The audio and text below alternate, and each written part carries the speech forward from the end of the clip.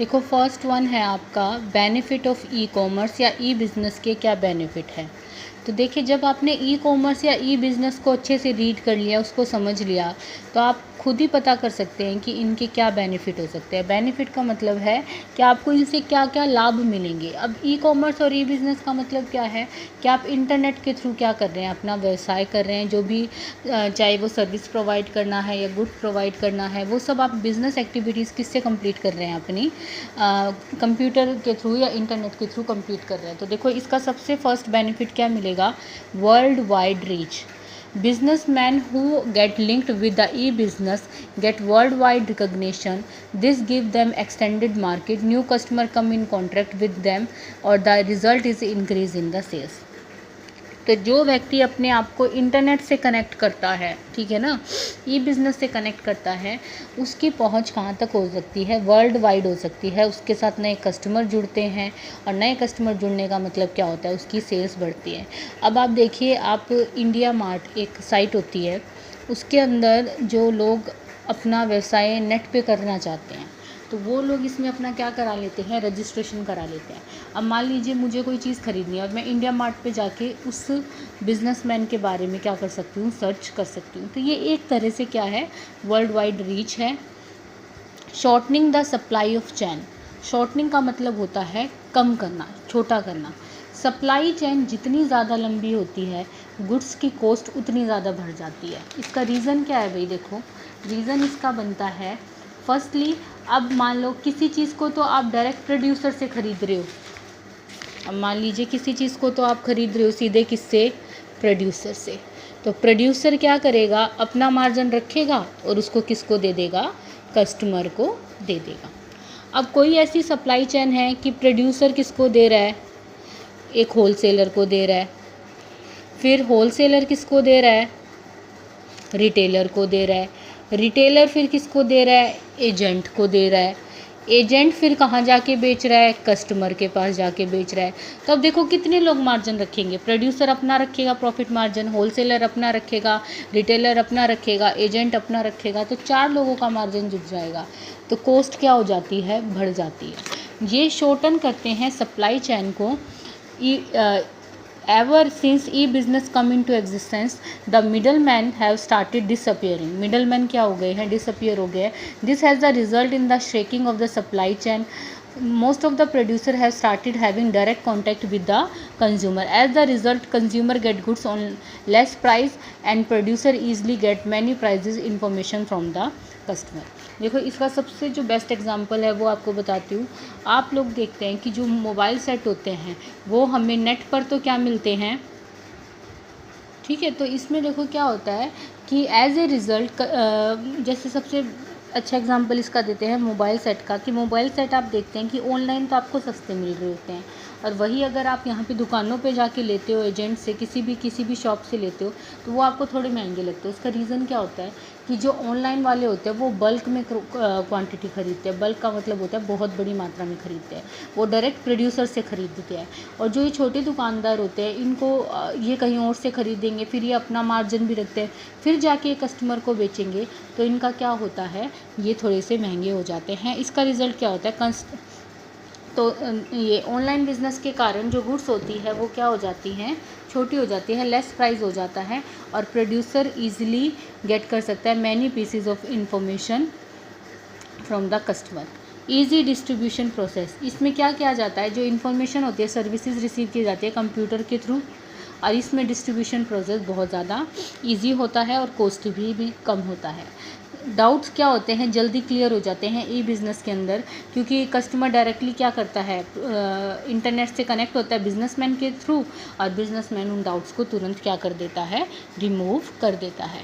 किसी भी नए प्रोडक्ट को लॉन्च करने के लिए ई बिज़नेस बहुत अच्छा सोर्स है, क्योंकि any computer can launch his new product in A market through the medium of E business कोई भी कंपनी लॉन्च कर सकती है। कंप्लीट इन्फॉर्मेशन वो प्रोडक्ट की अवेलेबल कराती है इंटरनेट पे। जो the consumer and other businessman gate information about new product while setting at the home. आप लोगों को पता है कोई नई चीज़ आती है तो हम लोग भी क्या करते हैं, सबसे पहले नेट पे जाके उसको सर्च करते हैं, इसके क्या क्या यूजेस हैं, कितना प्राइस है, कैसे मैन्युफैक्चर हुआ है, क्या क्या साइड इफ़ेक्ट होंगे या फिर किस तरह से इसको यूज़ किया जाएगा। तो ये लॉन्च करने का भी अच्छा साधन है किसी भी नए प्रोडक्ट को। पर्सनल कॉस्ट क्या आती है इसके अंदर, बहुत कम आती है क्योंकि single computer can do the job of many employees हो जाती है। टाइम इसमें बहुत ज़्यादा क्या होता है, सेव होता है। टाइम सेविंग प्रोसेस है। Consumer do not have take around the market of the purchase the goods needed, they get information about good quality product at different shops. This time क्या हो जाता है, सेव हो जाता है। कंज्यूमर को कहीं भी घूमने की ज़रूरत नहीं है मार्केट में, वो अपनी इंफॉर्मेशन ईजिली किस पे ले सकते हैं, मार्केट पे ले सकते हैं। Less risk in payment, payment का लेस रिस्क होता है क्योंकि ऑनलाइन में क्या होती है, तुरंत क्या कर दी जाती है, पेमेंट कर दी जाती है। ठीक है, क्रेडिट कार्ड इशू कर देते हैं। Product and services available in remote areas, remote areas वो एरियाज़ होते हैं जहाँ पर आप फिज़िकली पहुँचना पॉसिबल नहीं हो पाता, तो उन एरियाज़ में भी प्रोडक्ट और सर्विसेज अवेलेबल कराए जाते हैं। Resources required for e commerce, e commerce के लिए क्या क्या चाहिए होता है, तो ये एक्सप्लेन करने की ज़रूरत नहीं है। कंप्यूटर सिस्टम चाहिए, उसके अंदर इंटरनेट कनेक्शन चाहिए और वेब पेज। आजकल कंप्यूटर सिस्टम की बजाय आपको मोबाइल चाहिए, ठीक है ना। तो मोबाइल है तो आप क्या कर सकते हो, क्योंकि आजकल एक मोबाइल ही क्या है, एक कंप्यूटर का काम कर रहा है। तो ये पहले का थोड़ा प्रिंट है, तो इसलिए इन्होंने इसको कंप्यूटर सिस्टम कहा है। उसमें इंटरनेट कनेक्शन चाहिए, इंटरनेट कनेक्शन के बगैर तो कुछ हो ही नहीं सकता, और वेब पेजेस चाहिए। सिक्योरिटी ऑफ बिजनेस ट्रांजेक्शन क्या है, in relation to production, production से रिलेटेड क्या सिक्योरिटी है, कैश से रिलेटेड क्या है, और in relation to instrument, instrument का मतलब होता है जो बिल वगैरह होते हैं उनसे related. So far as security of product is concern, the e business provide करता है 3 आइटम्स की safety. So far as security of the product is concern, the product are mostly such under the e business whose delivery made on computer. जैसे जो product होते हैं वो क्या होते हैं, ऐसे होते हैं जिनकी डिलीवरी कंप्यूटर पे हो जाती है। जैसे मान लीजिए आप कोई सीडी परचेज़ कर रहे हैं, जैसे आप ऑनलाइन क्लासेस ले रहे हैं, देखिए जो कोर्सेज़ होते हैं उनकी ऑनलाइन क्लासेस मिलती है। ऑनलाइन क्लासेस आप पेमेंट कर देंगे और वो क्लासेस आपको किस पे दे देते हैं, ऑनलाइन ही कंप्यूटर पर दे देते हैं। तो ये सब क्या होते हैं, जो प्रोडक्ट की डिलीवरी होती है वो किस पे ही हो जाती है, कंप्यूटर पर ही हो जाती है। तो ये ट्रांजेक्शन क्या रहती हैं, सिक्योर रहती हैं। ठीक है। दूसरा, under the e-business there is facility of payment through the internet, therefore there is no risk to carry cash from one place to other place। तो क्योंकि पेमेंट आप क्रेडिट कार्ड, डेबिट कार्ड, ई banking के through कर देते हैं, तो cash carry करने की कोई ज़रूरत नहीं होती और कोई रिस्क भी नहीं रहता। Instrument mean invoice, guarantee, warranty card, receipt, payment. Instrument are receive through the internet. अब मैंने आपको जब बताया था तब इंस्ट्रूमेंट का मतलब भी बताया था कि इंस्ट्रूमेंट का मतलब क्या होता है। जैसे गारंटी कार्ड आता है, वारंटी कार्ड आता है, इंस्ट्रक्शंस आती हैं, बिल आता है, पेमेंट जो रिसिप्ट होती है, वो सब आपकी किस पे आ जाती है, नेट पर ही आ जाती है।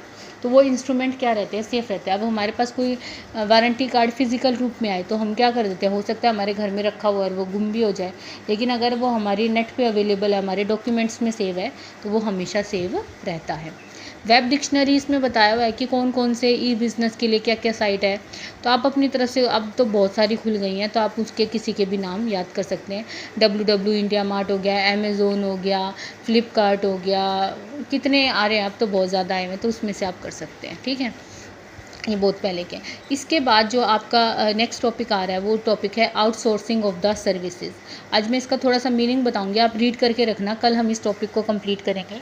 आउटसोर्सिंग ऑफ द सर्विसेज का मतलब क्या है, many activities have be perform to successful conduct of business. किसी भी बिजनेस को सक्सेसफुल होने के लिए बहुत सारी एक्टिविटीज़ को परफॉर्म करना पड़ता है।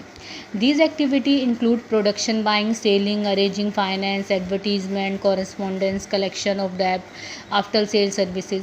अब ये कौन कौन सी एक्टिविटी होती है भाई, हमें प्रोडक्शन भी करना है, हमें सेल भी करनी है, मार्केटिंग भी करना है, एडवर्टीज़मेंट भी बनाना है, बाहर जो पैसा उधार दे रखा है उस पैसे को क्या करना है, कलेक्ट भी करना है। तो एक इंस्टीट्यूशन ये सारी सर्विसेज खुद नहीं कर सकता कि वो प्रोडक्शन भी कर ले, बाय सेल भी कर ले, खुद का एडवर्टीज़मेंट खुद भी बना ले, बाहर से जाके पैसा भी कलेक्ट कर लाए।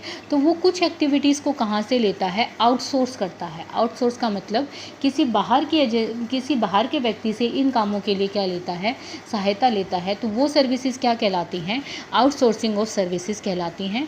आप इसमें जैसे सबसे अच्छा एग्जांपल है कोरियर सर्विसेज। अब किसी कंपनी को अपना माल भेजना है तो अब वो खुद की तो कोरियर एजेंसी खोलेगी नहीं, वो इसके लिए क्या कर लेती है, किसी भी कोरियर सर्विसेज से उसकी सहायता ले सकती है। अब एडवर्टीज़मेंट बनाना है, मान लो टाटा टी को एडवर्टीज़मेंट बनाना है, तो टाटा टी अपने लिए कोई अलग से एडवर्टीज़मेंट डिपार्टमेंट थोड़ा ना खोलेगी, वो किसी बाहर जो एडवर्टीज़मेंट कंपनियां जिनका काम ही क्या होता है, एडवर्टीज़मेंट बनाना ही उनका काम होता है, उनकी सहायता लेती है, उनको पैसे देती है और वो उस कंपनी के लिए क्या बना देते हैं, ऐड बना देते हैं। इससे कंपनी को 2 बेनिफिट होंगे।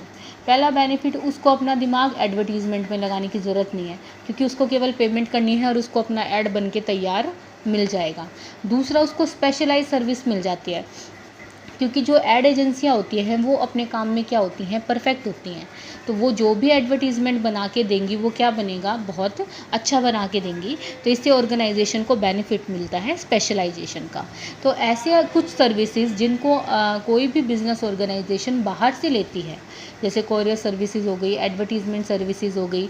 आजकल तो एक नया ट्रेंड आ रहा है कि पैसे कलेक्ट करने के लिए क्या बन रही है, डेब्ट कलेक्शन एजेंसीज आती हैं, जिनका काम क्या होता है कि वो किसी बिज़नेस के बिहाफ पे पैसा कलेक्ट करती हैं और उसके बदले में क्या कर लेती हैं, कमीशन चार्ज कर लेती हैं। तो ये सब क्या कहलाती हैं, आपकी आउटसोर्सिंग ऑफ द सर्विसेज कहलाती है। आप इसको रीड करके रखिएगा टॉपिक को, और कल हम ये चैप्टर पूरा करेंगे।